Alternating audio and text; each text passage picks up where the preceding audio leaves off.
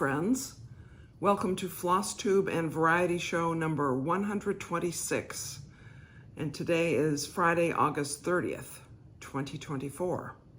I'm Emily Williams in Chapel Hill, North Carolina, and thanks for joining me today.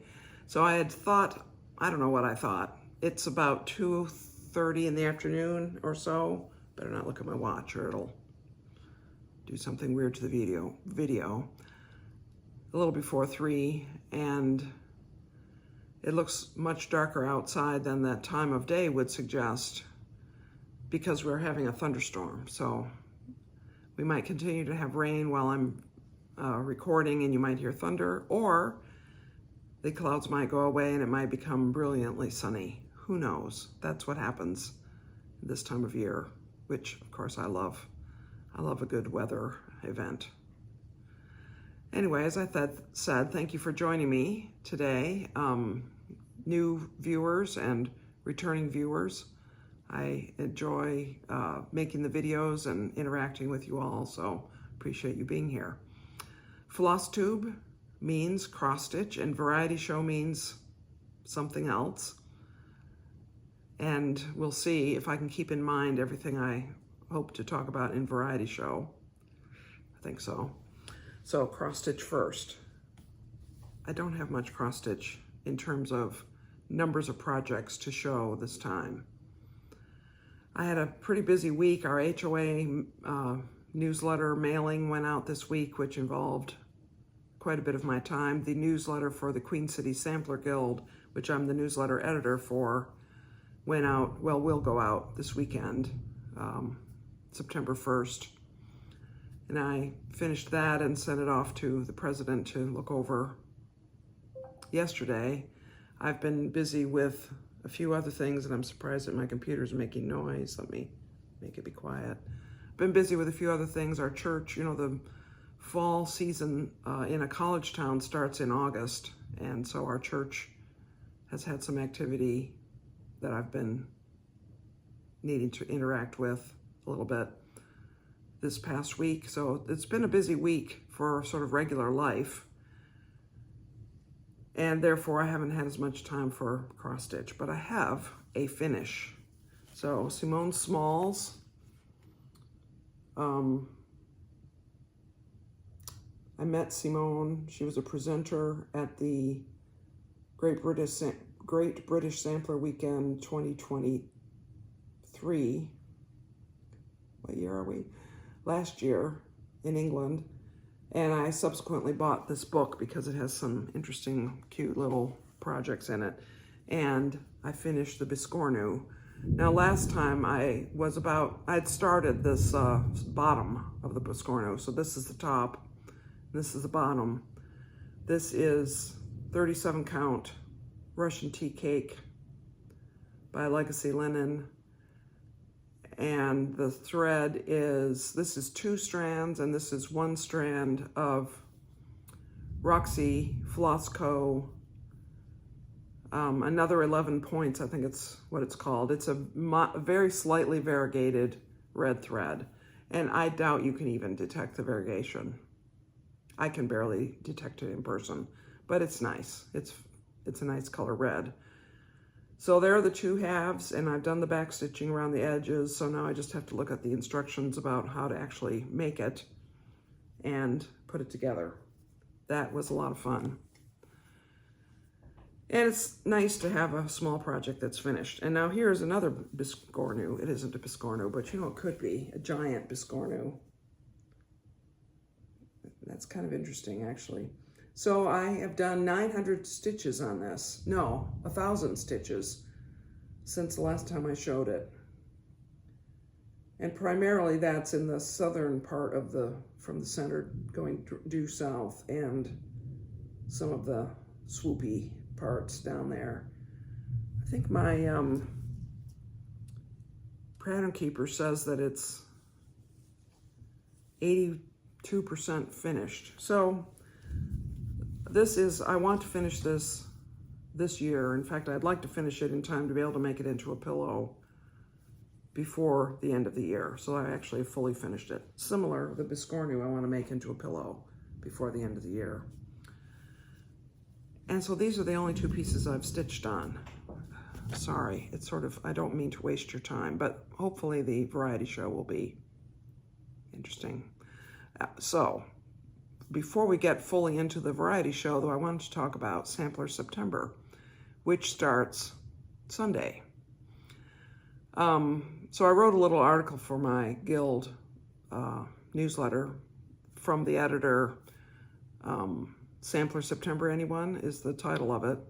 So if you're a member of the Queen City Sampler Guild, you'll get to read the article. And I'm not going to recount this, a very brief article. I'm not going to go into it. But what I did was think about, aside from the sort of obvious starting samplers or stitching on samplers during Sampler September, what else could one do?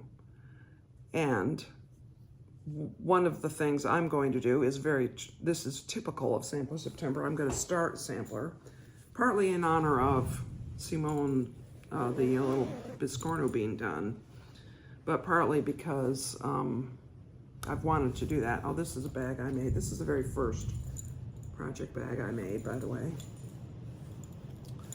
And I'm going to do this one, Mary Elizabeth Gill, which is from the Hands Across the Sea Words of Wisdom box. And it's not large.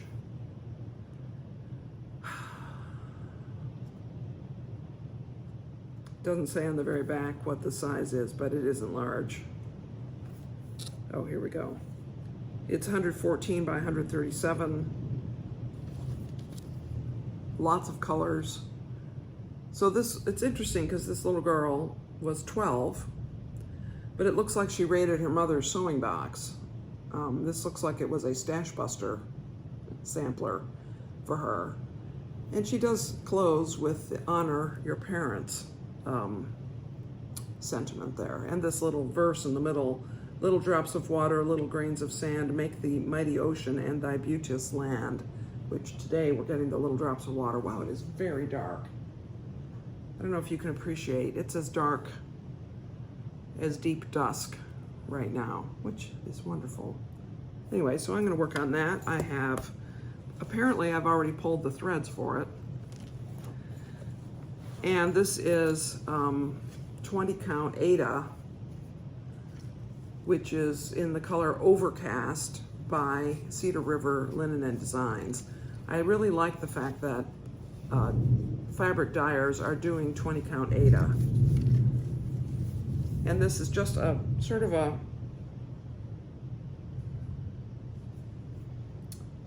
brown, it's a more on the red side of brown than the yellow side of brown. I like it a lot. I think that other people have described it as gray, but I would say it's more in the brown direction. But I think it'll be really nice for this little sampler and for a variety of colors. One of the colors in here is a gray color, which I think will contrast. I don't think it will blend in. And if it does blend in, I will raid my stash, or I'll go to Mary Elizabeth Gill's mother's sewing box and get a different color to replace that gray. I don't feel any compunction about this particular type of sampler. So I am going to start that in September, probably this coming week. And I'm going to stitch on samplers this September because, of course, I have some going, of several. I want to spend quite a bit of time on the ABC sampler, the little free horizontal oriented sampler that features a simple alphabet across the top and some specialty stitches that Nicola Parkman has done videos on how to stitch that are free on her Flosstube. Do you hear the thunder? It's quite wonderful.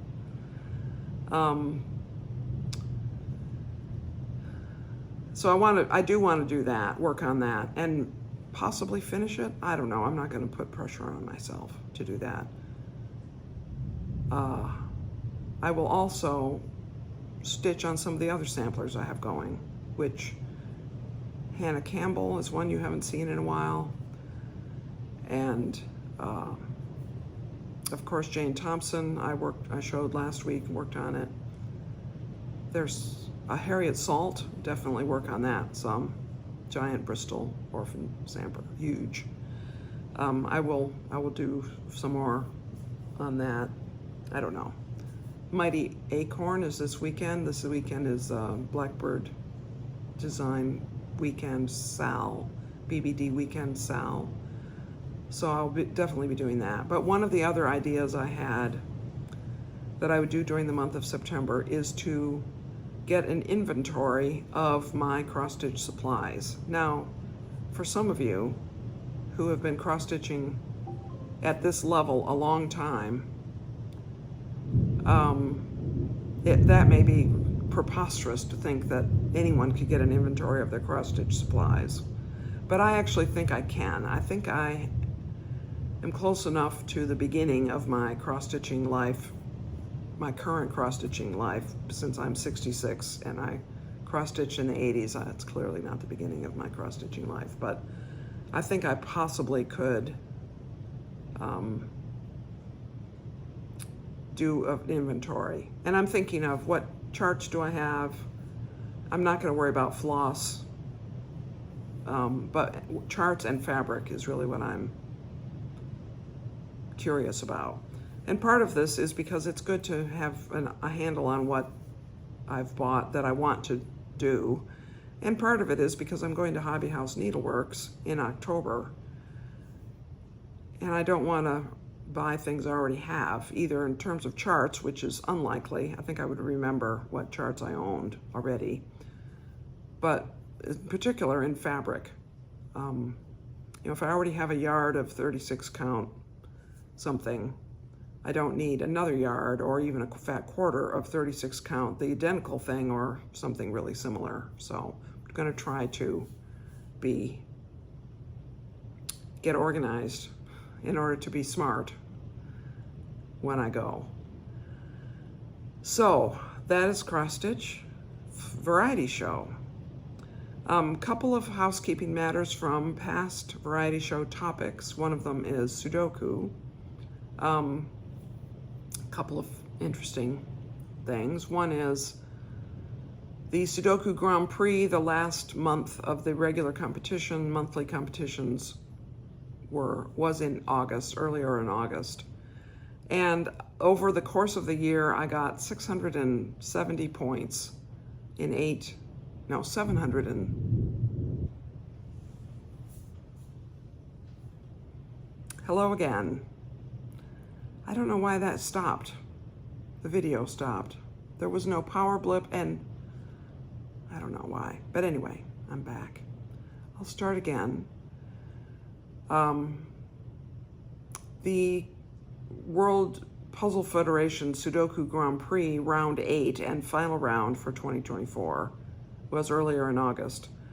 And I did pretty well. My goal kind of had been to get 100 points a round so that I would have 800 points.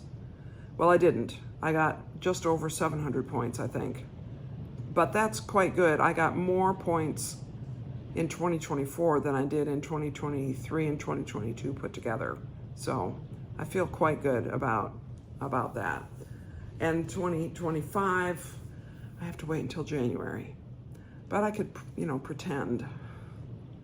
I could have some pretend Sudoku rounds by going back into the archives and trying some of the tests from previous rounds. That was one thing. Another thing is that my son's birthday was the 19th, as I'm sure I've mentioned it about 10,000 times. Well, the night before his birthday, Mark Goodliff, my friend that I met in England last year, who is one of the Cracking the Cryptic fellows, along with Simon Anthony, showed my quilt. No, he showed my quilt the next night. Simon showed my quilt the next night. The Sudoku quilt that I made for Scott, a picture of it that I had sent them. But Mark solved one of Scott's puzzles on his video on the 18th, and that was very fun to watch that happen. And I admire Mark for undertaking it because Scott has become it's become recognized that Scott is a puzzle theorist, it seems. Maybe. I don't know. He writes puzzles that are exploring concepts in Sudoku puzzles. They're hard. That's a long way to say they're really hard puzzles. But Mark did a great job, and of course it's very nice of them to recognize Scott's birthday, since I invited them to, and they do birthdays. That's one of the things, especially Simon does birthdays pretty much every day. So that's the end of the Sudoku news. Video news. Cindy and I are going to record a galloping horse video this weekend. We might have a special guest. Hopefully we will. I hope I will have my act together on some things that I've been working on so that I have at least something to show for those videos. So that will be recorded this weekend. So this video will go up today, Friday, the 30th of August. The video that we do over the weekend will go up next week in lieu of a Flosstube video, and it will probably go up on Thursday, not on Friday. The following week, I will do a Flosstube video again. So 2 weeks between Flosstube videos, but in between there will be the galloping horse video, which I hope you will enjoy. And now the other part of the variety show was thanks so much for several of you who who liked the book conversation last week. I like to read. I used to read a lot more than I have lately because I find that sometimes I can't listen to a book while I'm stitching, so I have to be listening to a book while I'm in the sewing room, and sometimes I have to actually think about what I'm doing either place and can't listen to a book. And of course, if I'm stitching or sewing, I have to use my eyes for that task, and I can't use my eyes for reading. So I have been reading less, but I still do enjoy books. So thanks for your comments on the video last week about the book part of it. And today I wanted to talk about hard books or long, super long books. Maybe they're not hard, but they're long. And how I have tackled long books in the past. So I'm going to start with probably one of the longest books that I've read, which is The Lord of the Rings by J.R.R. Tolkien. Now this is a particular one-volume edition with the illustrations by Alan Lee in it, which I really love Alan Lee's illustrations, and they were the basis for the art in the movies from whenever that was, beginning of the 2000s, late 1990s. I mean, I had no trouble reading this book, partly because I read it first when I was 13 and then over 30 times since then. I was thinking of reading it again, reading it in this edition because it has illustrations, and I haven't read it in this edition yet because my friend Ivis just gave me that recently. I've also listened to it. Rob Inglis, I-N-G-L-E-S, is a fantastic narrator of that. Available on Audible and maybe other places. I highly recommend that. So one way to tackle a hard book is to love it and to have read it previously, and another way is to listen to it. So another way to tackle a hard book is Les Miserables by Victor Hugo is an example of this in my life. I had not read it. It's a long book, it's a hard book, it's a translated book. There are a lot of barriers to it. But my friend Susan said, Emily, it's important that you read this book, so I will read it to you. And it was a new translation, and she read it aloud to me while I cross-stitched or knitted or whatever. I mean, we read it aloud to each other, but mostly she read it aloud to me. And so that's a way to tackle a hard book. It took us months, very many months. And at some point in a variety show, I might talk to you more about reading aloud and some of my experiences with it and my thoughts about it. So anyway, that's Les Miserables by Victor Hugo. Another example is, so I'll use this as an example, the Odyssey. So the Odyssey and its ilk come already divided into, shall we say, books. I think they are called books, or maybe they're called, yes, they're called books. This particular edition is, at the time, a new translation by Robert Fagles. I think that's how you say his name. It's an excellent translation. It's very readable. It is in verse, and it's readable verse. So it hasn't been turned into just prose, which I think loses the flavor of a book like the Odyssey. But it's very readable. And because it's in books already, and each book is about a certain similar length, let's see, how many lines is book 4? 950 lines. You know, I feel like that is, well, they're not all similar length. Book 6 is only 70 lines.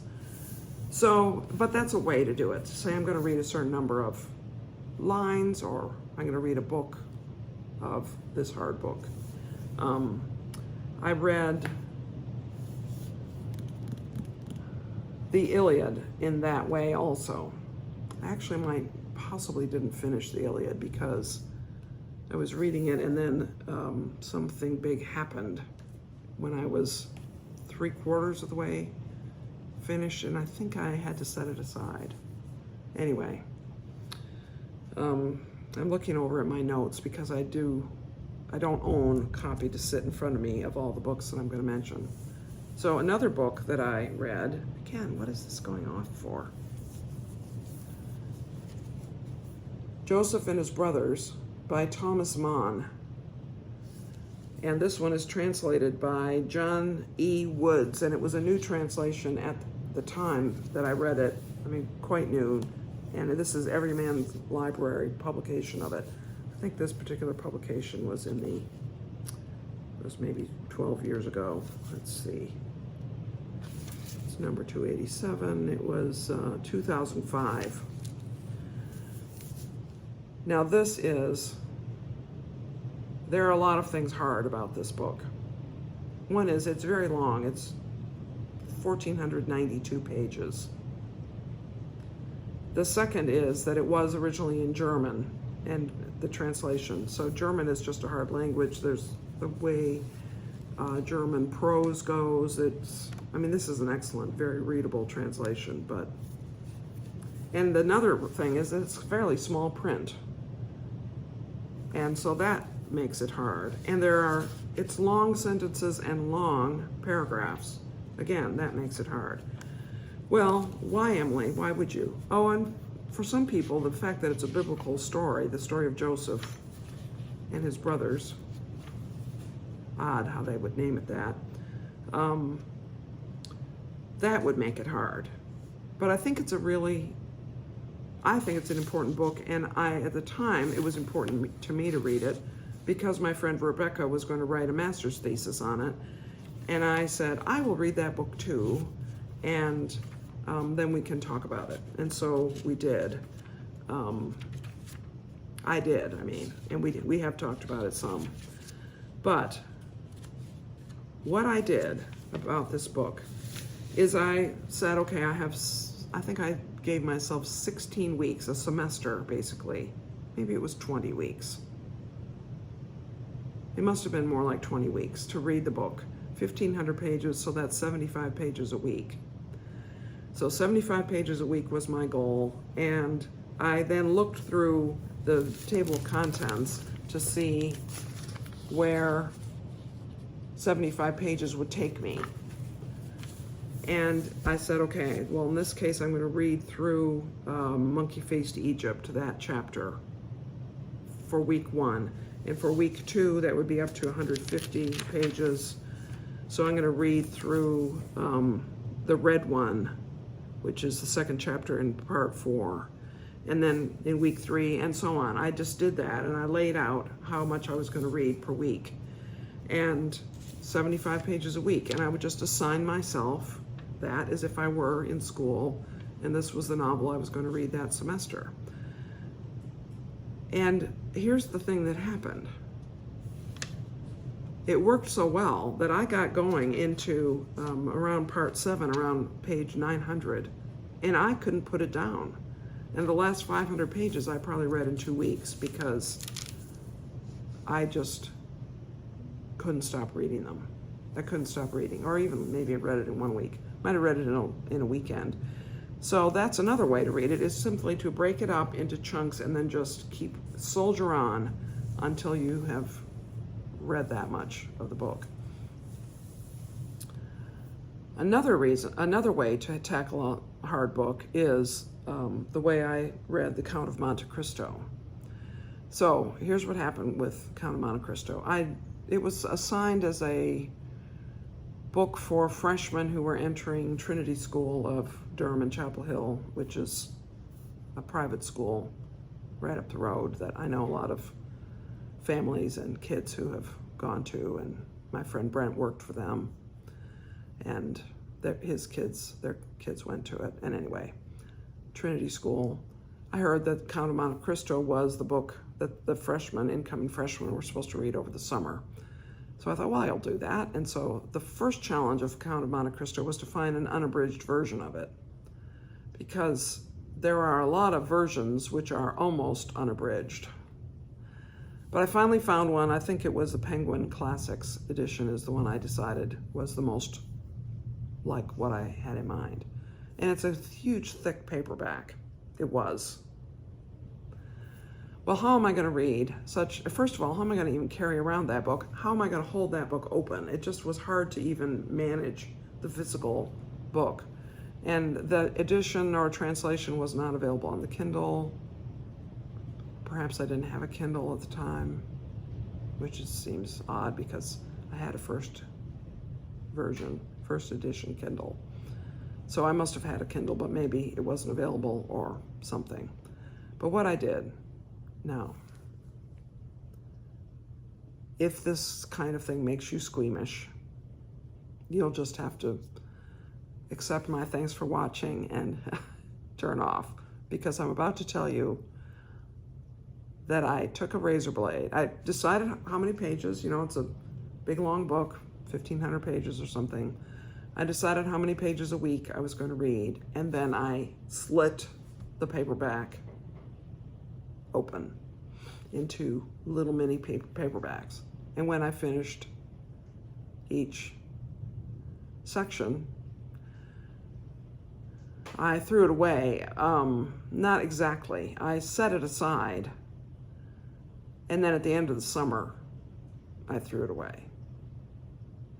Yes, I know that to some people is sacrilege. To some people, it would be like dismembering a child. It's a book, and it was a paperback at that, and it was impossible to manage it otherwise for me. So I'm not saying do that, but that's a strategy, isn't it? To read a big, long book. A final strategy is, as I mentioned earlier, to listen to a book or to read it on a Kindle or another device like that. The advantage of listening is that you can do something else while you're reading the book. And I would say for myself, the most successful books that I have listened to in terms of my feeling that I had really gotten it, had understood it, were books that I either had already read or they were more light-hearted books. I think I would have had trouble being attentive enough to get everything out of Joseph and His Brothers, for example. But I have listened to some hard books or some complicated or deep books. For instance, I listened to The Dutch House by Ann Patchett. That's a pretty big book. Deep, hard, dark book, maybe. It's not lighthearted, let's say. It's not a beach read. So a book I've already read, though, works great. Like all the, not all the Dickens would I think of as good to listen to. But I did read a book by Dickens that I had not read before. I had listened to it only.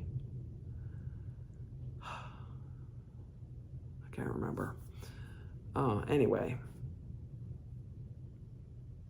I don't know. So listening is a way, and reading it on in an electronic version is a way. And the reason that is good is because it keeps your place.